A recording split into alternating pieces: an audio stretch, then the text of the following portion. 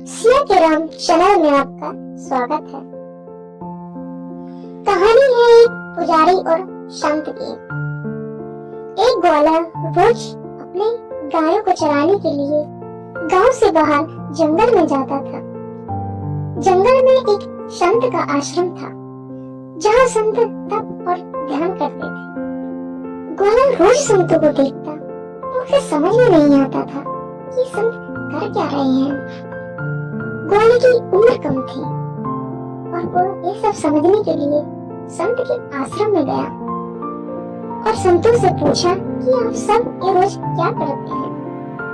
संतों ने बताया कि वो भगवान को पाने के लिए पूजा पाठ करते हैं, ध्यान करते हैं, जिससे उन्हें भगवान के दर्शन मिल सके।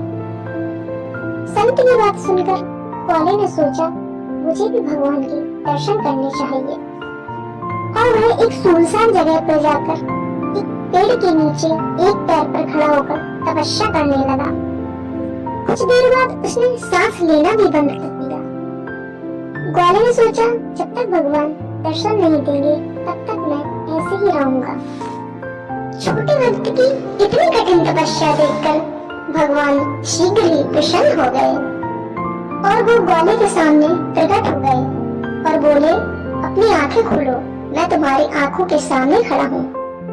ग्वाले ने आंखें खोले बिना ही पूछा कि आप कौन हैं? भगवान बोले, मैं वही ईश्वर हूँ जिसके दर्शन के लिए तुम तपस्या कर रही हो। यह सुनने के बाद ग्वाले ने अपनी आंखें खोली और वह उन्हें देखकर सोचने लगा कि वही ईश्वर है जिनके लिए मैं तपस्या कर रहा था, क्योंकि मैंने कभी ईश्वर को देखा नहीं है। सच जानने के लिए उसने भगवान को पेड़ से बांध दिया। भगवान भी अपने भक्त के हाथों दब गए।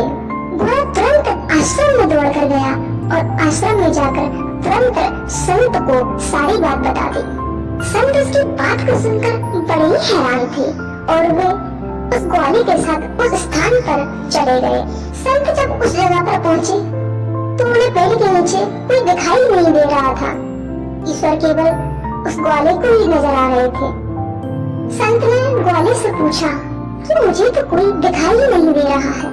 तब ग्वाले ने इसकी वजह ईश्वर से पूछी।